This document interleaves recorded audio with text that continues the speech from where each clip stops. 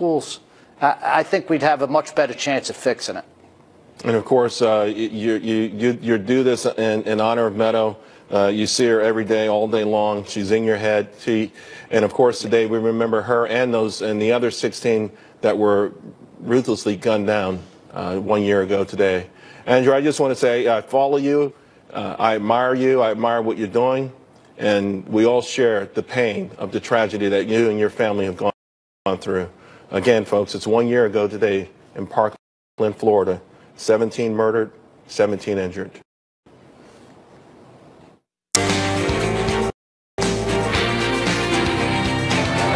Hello, everyone. I'm Dana Perino, along with Jedediah Bila, Juan Williams, Jesse Waters, and Greg. Hello. It's 5 o'clock in New York City, and this is the 5.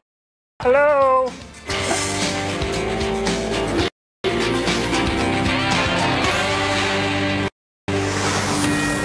This is a Fox News alert. Major developments out of Washington. President Trump says he will declare a national emergency in order to build his border wall.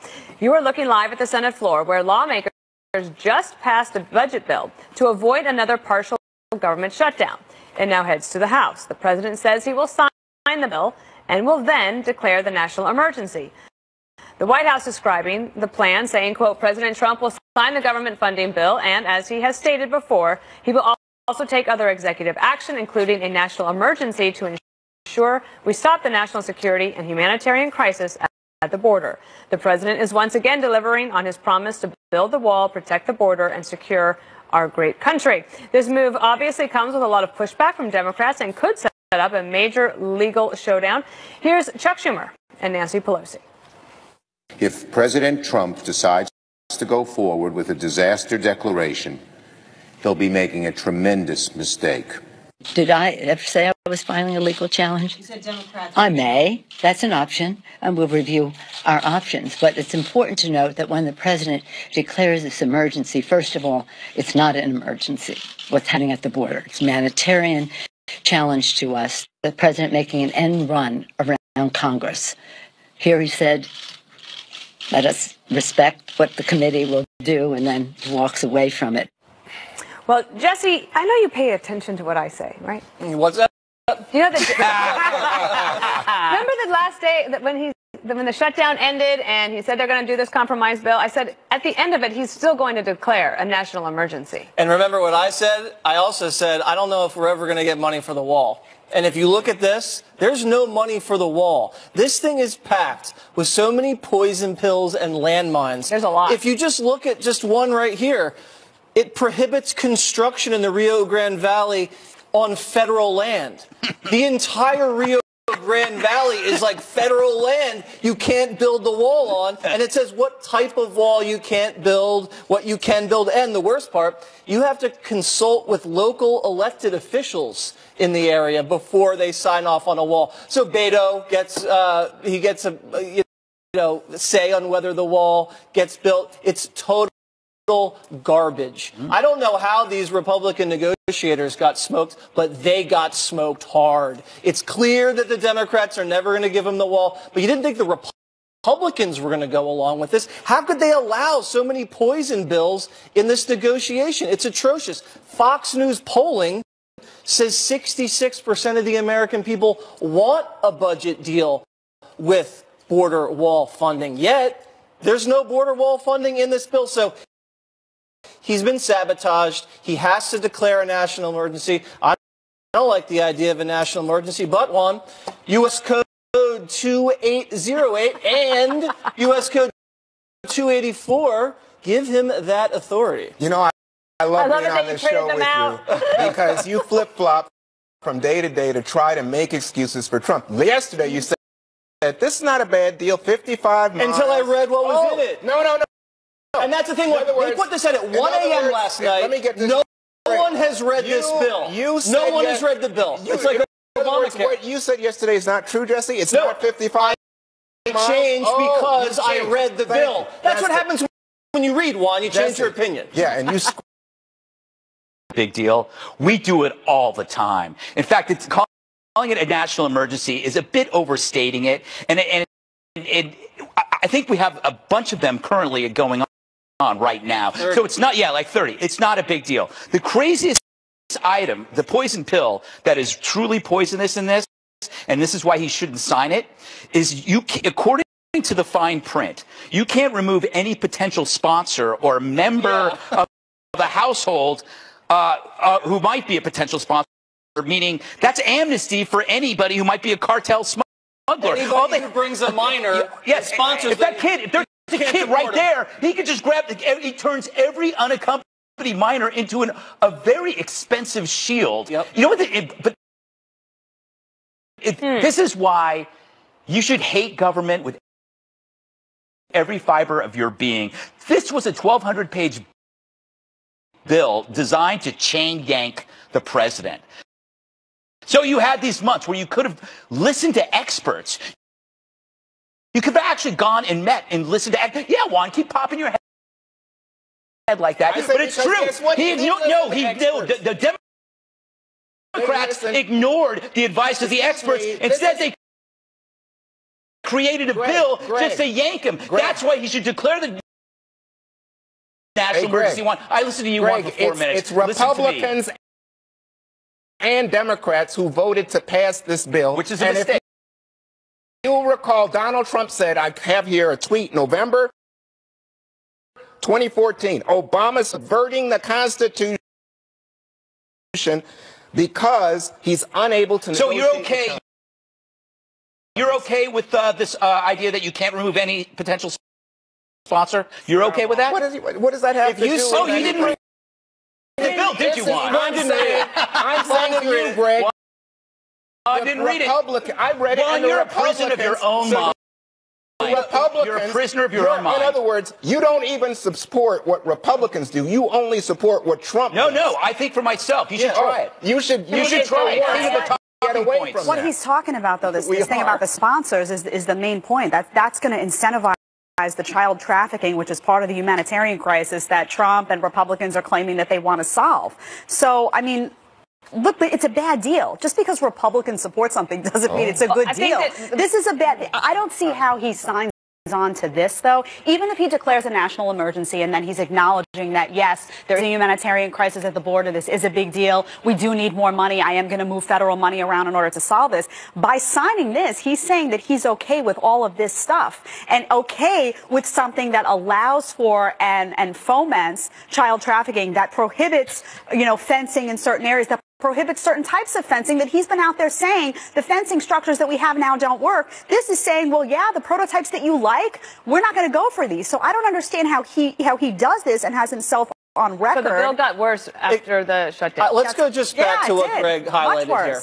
If you're a cartel member, you're a human trafficker, and you bring a child across the border, this legislation says they can't deport you. Yes. They give amnesty to cartel members and human traffickers in this bill. Or if you're thinking about sponsoring a minor, or if you know a minor in the United States that you'd like to sponsor. Basically anyone. It's pretty much anybody that has any relationship with an unaccompanied minor gets a pass under this bill. Juan, even you can't agree with that. Let me just say this. Chicken Little has good hair, at least today on this show. Because you are like the sky is falling over. Just saying it's a bad bill. Forgot what you said after you complimented my hair. The reason that President Trump cites for this is, in this bill, I can't move around the funds that I want to. Because remember, he was saying, well, I want to move additional funds in order to supplement the limited money coming for what yesterday Jesse praised as the 55 miles given to him by Democrats. Before I read it. Now he's saying, it's about children. Or it's about He's been saying diseased it's about children people, for a or long it's about there's a caravan of invaders. Yeah, remember when you thought the caravans were a big problem? This guy just lies, and there are people who will Two kids do died, Juan. I guess that defend wasn't him. a problem. Oh, get out of here. As far as a national emergency, too, interesting. They're already shifting the language, folks on the left. Chris Hayes had tweeted out, climate change really is a national emergency. Yeah. So now what you're going to have is every left-wing activist is going to come forward and say, well, if he's going to use this for a national emergency, I'm going to use that. Even though we have existing national emergencies, the fact that Trump makes this contentious issue a national emergency, I promise you. I'm declaring that one is a national emergency. Here's what I'm declaring to you.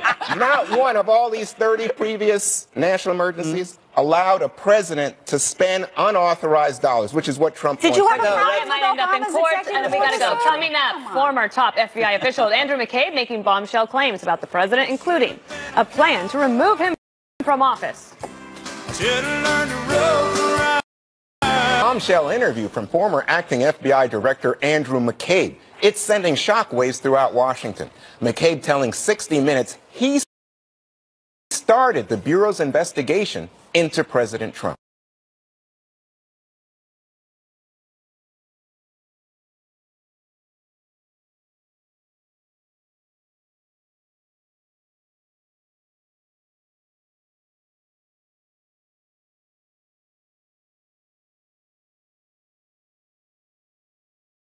Deputy Attorney General Rod Rosenstein offered to wear a wire. President Trump is firing back by tweeting, and here I'm quoting, disgraced FBI acting director Andrew McCabe pretends to be a poor little angel, when in fact he was a big part of the crooked Hillary Clinton scandal and the Russia hoax, a puppet for leaking James Comey. IG report on McCabe was devastating, part of insurance policy in case I won. Jedediah, normally I'd have a question, but there's so much here. I'm just going to say, Jedediah, what do you think? What's going on here? Well, remember, McCabe was fired for lying. That's number one. So we don't know how much of what he's saying is true. And the DOJ already bit back and said, yeah, guess what? All the stuff that he's saying about the 25th Amendment and invoking it, yeah, none of this is true. I'm just curious as to what was the motivation for all this investigation into President Trump. He's talking about, you know, let's take him at his word, and they discussed the removal of President Trump by the 25th Amendment. Based on what? What did he do to invoke that conversation? What exactly can they tell me that President Trump is guilty of to bring that conversation about? Also, an obstruction of justice charge. What did he do to generate that? You're talking about the firing of James Comey. That's the only factor. Guess what? Democrats were calling for James Comey to be fired because of how he handled the Hillary Clinton investigation and how he came out and made those comments at an inappropriate time. So I want to know, was it the Steele dossier? Was that your motivating factor? What was it? What were you guys looking for and so hungry to get this president on? Because when you look at this, what he laid out, and you look at the DOJ's response, this does sound like the very witch hunt that a lot of people were saying. This is a witch hunt. This is a witch hunt. This is the definition. They were hunting him down. They wanted something on him, and they were going to figure out how to find it. But Jesse, contrary to the deep state thought, or that this was some kind of coup being done by people inside the government, it's all being done openly, right? I mean, he's going to people in the Justice Department. He says he's checking with FBI lawyers. And he says that he feared that Trump was trying to enlist him in what he calls in the book a sinister message to the FBI agents not to investigate him or the Russians. Well, yeah, if you want to call it a coup, I would agree with you, Juan. It was a pretty open coup if you look at how many people were involved. Dana, I have been talking about the deep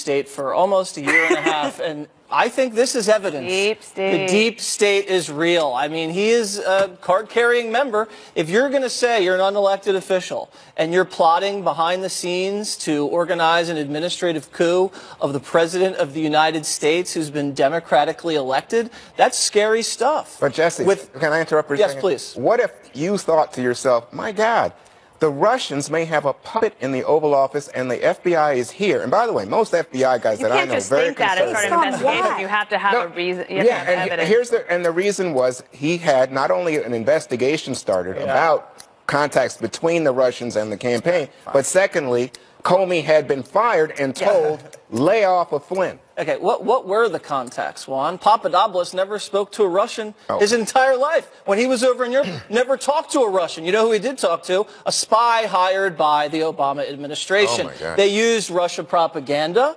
to listen to an American's phone calls. They've unmasked people. They've leaked presidents' phone calls with foreign leaders. It's pretty scary stuff, Juan. And if President Trump did this to a Democrat when they were about to come into the Oval Office during the election, it would have been lights out. He would have frog marched out of there. But all of a sudden, you know, you got people resigning, you got people being fired and demoted, and, you know, some are still lying and having book deals and stuff like that. But it doesn't look good, and I'm scared. This is why I'm not running for president. Is that right? I was going to run the campaign. I have a very short comment to make because but I just want to ask you a question, Dana, first. I have a point. Because I want you to make your point, but I'm just going to say Jesse had went on about deep state, and here you have McCabe saying under the 25th Amendment, which is in the Constitution, yeah. I'd gone to the Justice Department officials, went to Rosenstein, even said, you know, the cabinet members and the vice president would have had to be engaged in the removal of the president. Okay, well, maybe Scott Pelley will ask him more about that because they just released that one little clip on 60 Minutes. I haven't read his book. I don't know anything about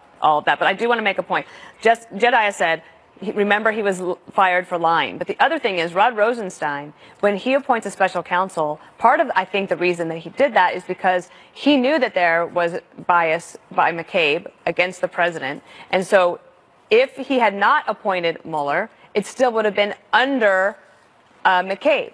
And so in some ways, I feel like maybe that also was at play here, because Rosenstein says in the book that McCabe writes, I had no one that I can trust around here. That was he said that in a room where he was just with McCabe. I'm assuming there's not a lot of trust between the two of them. I would assume so. Greg, deep state?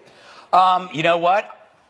It's a good question. I used to smirk when I would hear people talk about it. I'm not going to smirk anymore, because this is actually evidence of deep state. You may think, oh, that's silly, but actually, if you look at it, it kind of is. And the other thing, too, it's like, why is it always bombshell information shows up at the same time a book is coming out? Yeah. It's kind of amazing, and how the narrative always matches what the media was saying. They're almost identical. So here's why. It's so easy to understand why unelected officials unilaterally went after the president in an open coup. It's easy to understand. President Trump was the man who fell to earth. He was the creature, the alien creature that punctured their special world. He wasn't a civil servant. And so these unelected officials said, this is not your normal president. This can't be. It has to be a plan. After probably months and months of watching The Americans on FX, they were convinced that it wasn't the will of the American people to vote for this guy. It had to be a Manchurian candidate. It had to be the Russians. So they decided, they felt that they were the ones that were going to step in and usurp the American people. That's what happened. They believed, they couldn't buy it, that this guy, who wasn't a civil servant, wasn't a normal politician, could become president. They just couldn't admit it to themselves.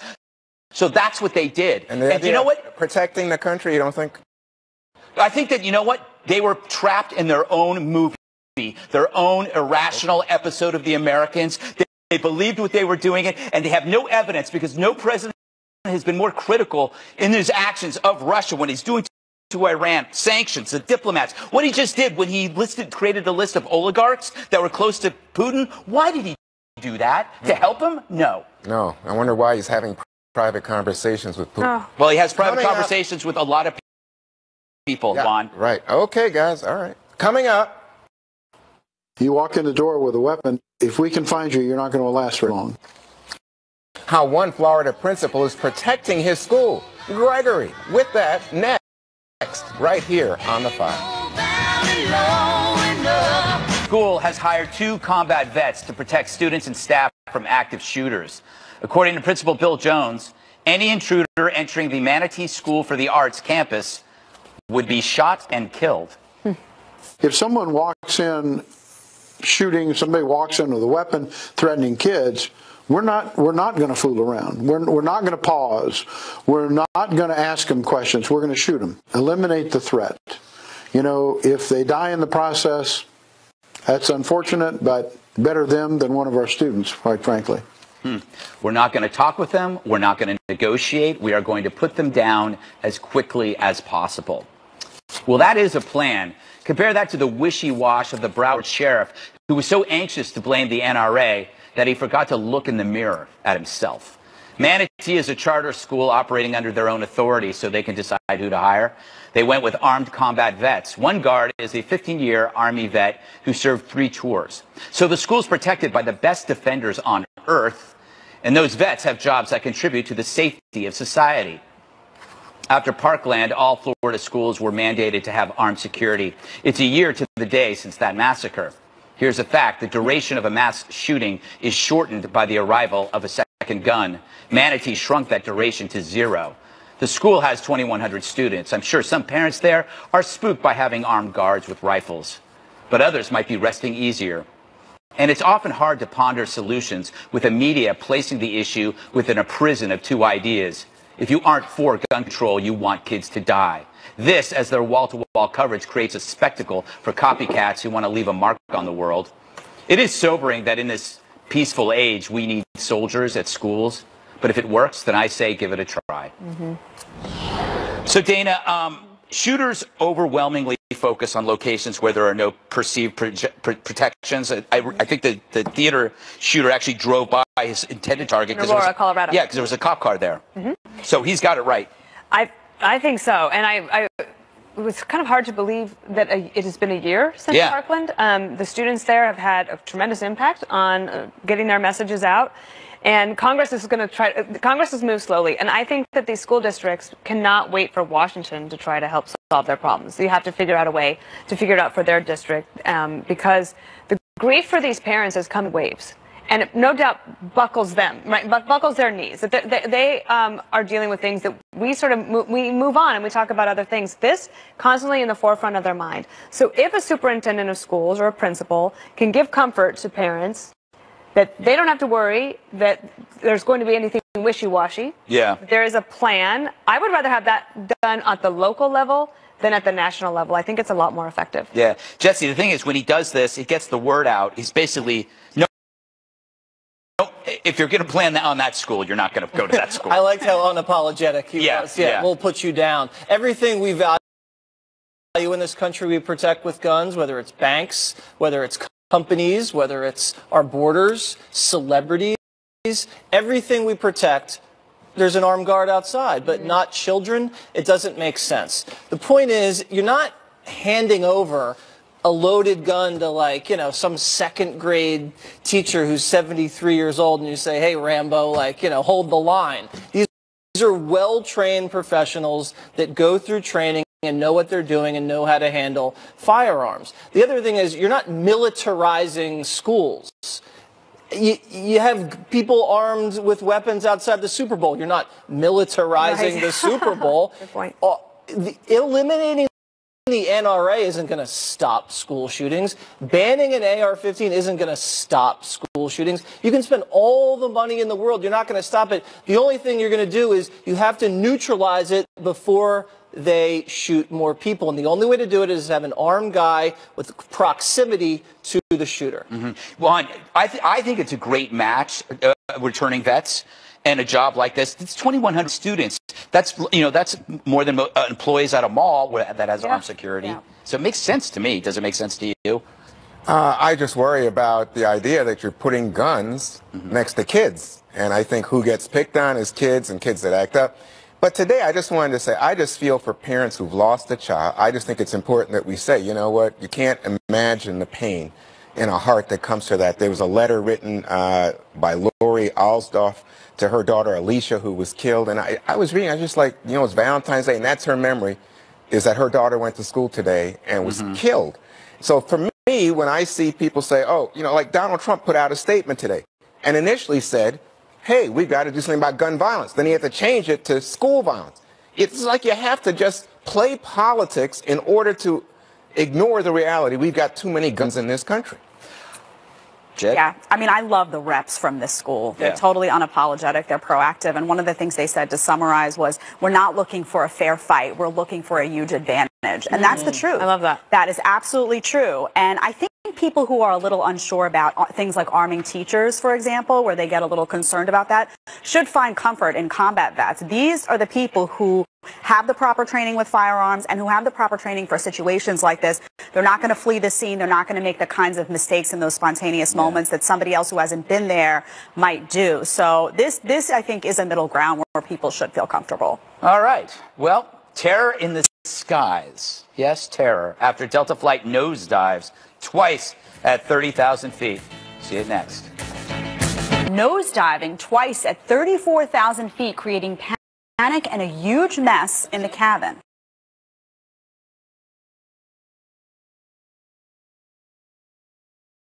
Reportedly injured, with 3 sent to the hospital. Thankfully, the plane made an emergency landing in Nevada. Here's the passenger who shot the video. The plane was dropping, and it was dropping nose first. We were out of our chairs. We were flailing in the air. I actually thought that the plane might break up. Oh. All right, so these are the types of stories that leave me, Greg, on the edge of my seat. I feel like everyone has a little bit of plane phobia, and so when you hear, yes. right, and when you all right. First of all, yes, go ahead. that Just tape, interrupt me and carry that tape was not what I expected. I was expecting nosedives, and I didn't get nosedives. Okay. Double nosedive. So why is this news? I've got some thoughts on this. Because it's rare. In traffic accidents, there's like 30,000 people die a year. Yeah. We don't report them because they're common. But anytime something happens in a plane, we report it because it's so damn safe. This is going to happen to the automobile industry once we have self-driving cars. In 30 years, right? If somebody dies in a self-driving car, it'll be on the front pages. Until then, we're going to have 30,000 people dying. Now, the other thing that I wrote notes on. Why is it that our computers keep getting faster? There's like Moore's Law, it doubles like every 2 years or 3 years or whatever. But our planes don't get any faster. In fact, the airline industry gets worse. It's the only industry, in my mind, that's going backwards and not forwards. Why can't we have, we got rid of the Concorde. People say the news industry is going backwards. That's good for us because we're going forward. Because I can rise to the top if it's going backwards. I think it also gets coverage like that because when you get on an airplane, you are suspended in midair, which makes people more. I mean, when you get into a car, you're on the road. You don't automatically get in your head thinking the worst that could happen. But on an airplane, I sure do. I don't know about you. Well, because you're so vulnerable. You're off the ground. You're not in control unless you're the pilot. And even the pilot, when you hit turbulence, is not in control. So they tell you to wear your seatbelt and all. But I got to tell you that one of the scariest things in my life, I was doing a campaign. I think it was a Jesse Jackson campaign. And he didn't have much money. So that's scary enough. Older plane, propellers, and we're over Dallas or someplace, middle of the night. Man, the turbulence hits. And you should see, like, they get these big techs, and they're all in the back hanging out. They start hitting the ceiling, screaming, crying. The stewardesses ran to the front. They were afraid themselves. It was like time to go home. Did you panic? I'm like, you know what? My day is coming. It's written. Yeah. Yeah. It happens a lot on the show. I'm telling you. The one plus to the story, actually, that was surprising was that everyone was saying that Delta did a great job. There's been so many bad news reports of airline stories, and they're saying Delta handled it great, all the tweets, all the comments. So I don't know. That's why I'm a Sky Miles member. Yeah. No, but is that something? Like if this happens to you, is there something? Yeah, United would have booted it. They wouldn't have just known what they were doing. When I was on Air Force One, we didn't have turbulence. I think they have mechanisms that can kind of alleviate that. Way to work that into the story. There's turbulence on Air Force One. I mean, I don't know was that bad of a nosedive. I saw the drink cart went over like that. No, it was pretty maybe bad. Three people went to the hospital. Really? To the hospital. She just said that. For physical problems or mental anguish? And if you look at the aisles, everything is kind of turned the upside down. aisles were messy. The aisles are messy usually when I fly. So no, I'm kidding. I don't want to downplay it. It looked serious. It happened to me one time, and I texted my mom and I said, "I love you." I thought I was going to die. Yeah. And then she just wrote back. She wrote, "You misspelled love." I'm just wondering if this were to happen, Dana, if there's anything that, if I were on that plane, if there's anything that people who were operating or could do to make me feel better. I feel like in that moment, you're just terrified. Well, but my husband always tells me, because he's a very confident flyer. He's traveled for millions of miles all around the world for business. He says the guys at the front end of the plane want to get home just as badly as you do. So there's that. I also think that when the airline calls for a flight delay, Be happy. Yeah, just trust them. Like, Yes. they don't make Yeah. extra money. People want to get there around. on time and die. Just accept it. And, you know, delay. it is true. Wear your seatbelt when you're sitting in your seat. And don't, like, get up and, like, hang out in the area. You'd be the first person to get mad at a delay in the airport. No. I do not like, if there's any kind of a hint that there might be inclement weather, I'm at the bar. You're so And I'm- drunk, you don't remember Yeah, and a I'm like, delay. I don't care, because no, But by the way, I'm always happy about that. By the way, airlines are safer now than ever. Yes, they are. Yeah, They that's are. true. That's why this is news. Yep. Well, don't go Good anywhere job. because a Valentine's Day treat, that's coming up for you next. I got no rules, I count 'em. Average of $339 on their significant other. What? While women get a Real little generous. toy, too. I'm surprised by this. Yeah, Peter and I don't do a lot on Valentine's. Win for gay dudes, right? What do you mean by Win-win. that? It's win-win.